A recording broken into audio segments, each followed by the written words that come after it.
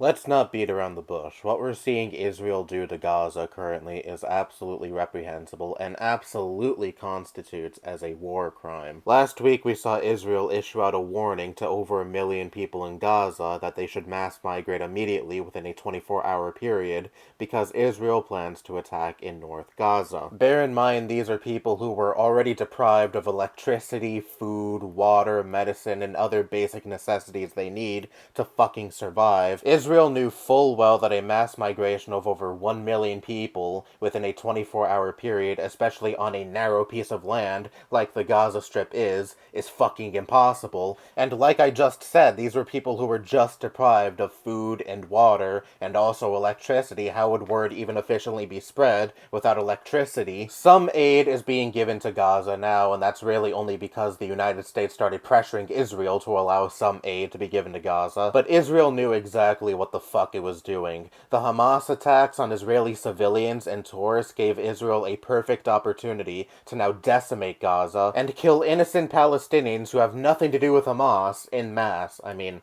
they were already doing that, but now they look like noble heroes doing it because they just had a terrorist attack committed against them. It's just like 9/11. 9/11 was a horrible terrorist attack committed against this country, but our response to 9/11 was so much fucking worse. And any reasonable person who looks at what Israel is currently doing to Gaza is outraged, and a lot of people are out protesting. And depending on where you live, the government can outright ban you from voicing your dissent against what Israel is doing to Gaza. From Reuters.com, in France and Germany, Palestinian supporters say they struggle to be heard, as tens of thousands of people took to the streets around the world on October 13th in support of the Palestinians. All such protests in Germany and France were banned. The two countries, home to the European Union's largest Jewish and Muslim communities, have cracked down on pro-Palestinian groups since Hamas militants burst over the border from Gaza and killed more than 1,400 Israelis on October 7th. The governments say the curbs are to stop public disorder and prevent anti-Semitism.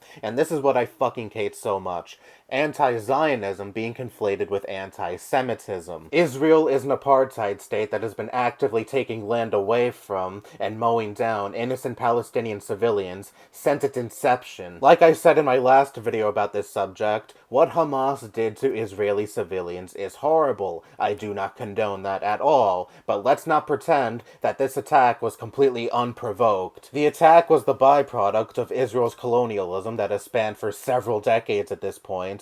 Israeli settlers going into the homes of Palestinians, kicking them out, and saying, nope, this is our land now, gotta go elsewhere. Either that or, straight up fucking killing them, which has certainly happened in so many instances. And that's exactly what pro-Palestinian protesters are taking a stand against. Israel is stolen land, built off the bloodshed of those indigenous to the land. There is nothing anti-Semitic about speaking out against colonialism. Saying that is anti-Semitic only undermines the message of a lot of these pro-Palestinian protesters, demonizes all these innocent Palestinians who are currently being killed by Israel, and gives Israel a complete free pass for its horrendous actions that it's committed against Palestinians for its entire fucking history. And that is exactly the goal of the United States, France, Germany, the UK, and all of these other countries that have Israel in their pockets. They want to defend an ally, so they'll take any rhetoric they can twist and distort to seem progressive and anti-bigotry to make their populace okay with an ongoing genocide. Do not fall for the trap. You can hate the Israeli government without hating Jewish people as a whole, because eradicating Palestinian people and taking their land away from them should not be intertwined with the identity of a Jewish person. There are protests that are led by Nazis that are pro-Palestinian, but not because they are actually sympathetic to the Palestinian cause,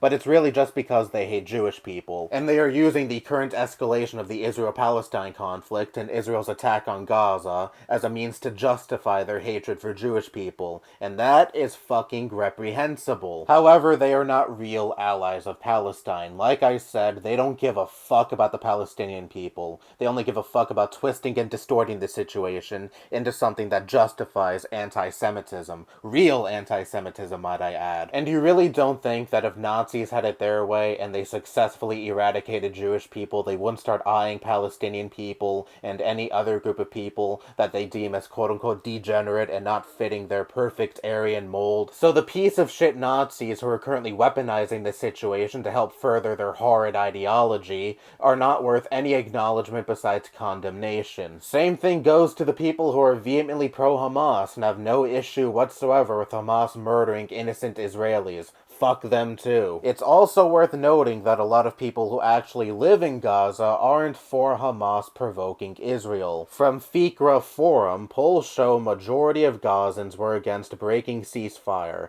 Hamas and Hezbollah unpopular among key Arab publics. According to the latest Washington Institute polling, conducted in July 2023, Hamas's decision to break the ceasefire was not a popular move, while the majority of Gazans, 65%, did think it likely that there would be a large military conflict between Israel and Hamas in Gaza. This year, a similar percentage, 62%, supported Hamas maintaining a ceasefire with Israel. Moreover, half, 50%, agreed with the following proposal. Hamas should stop calling for Israel's destruction and instead accept a permanent two-state solution based on the 1967 borders. Moreover, across the region, Hamas has lost popularity among many Arab publics. This decline in popularity may have been one of the motivating factors behind the group's decision to attack. This is why I am so fucking sick of the rhetoric that helps propagate the notion that this recent attack against Israeli civilians was all of Palestine putting their foot down finally against colonialism, when in reality this was the action committed by one militant group that is not even popular among Palestinians, more particularly Gazans, likely because they know the fucking ramifications of such an attack. They know that if Hamas hits Israel hard, Israel is going to hit back 10 times harder,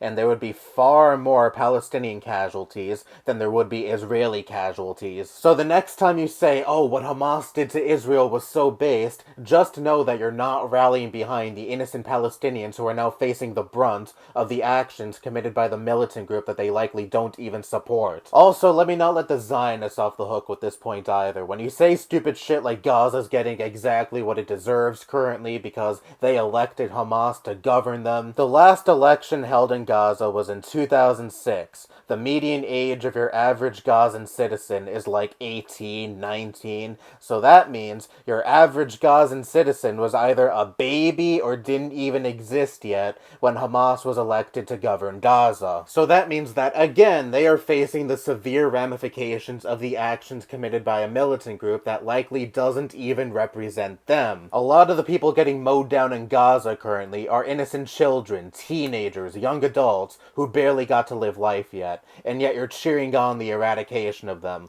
You fucking ghouls. Jesus Christ. Everything about the situation just pisses me the fuck off. This is just a horrible situation all around, and you have all these bloodthirsty monsters on one extreme or the other, completely ignoring the innocent civilians that get caught in the crossfire. Fucking disgusting. There's no positive spin I can end this video off with because, quite frankly, there's nothing positive about situations like this. That's all I have to say. Bye-bye.